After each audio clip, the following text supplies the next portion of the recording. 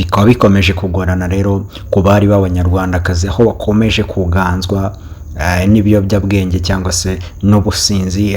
Mu minsi ishize nko mu cyumweru gishize iyi video yakomeje gucicikana ku mbuga nkoranyambaga hagaragaramo umukobwa uri kuri moto yasinze bikabije ku buryo no kuresista ngo yicare neza kuri moto byari byanze, aho yagendaga aryamye ku mumotari, wagendera no ku myambaro yambaye ukabona yasinze bikabije, yambaye hafi kwambara ubusa.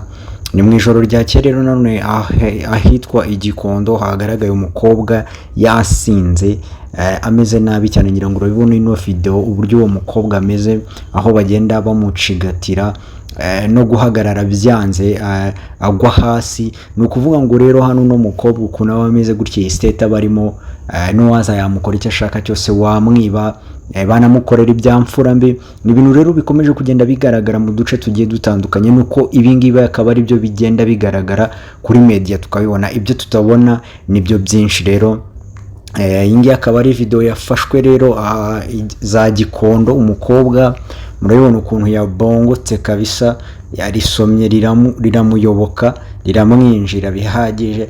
Kora subscribe rero kugira ngo ujye ukomeza ubana nanjye inkuru ngenda ntambutsa hano umunsi ku wundi.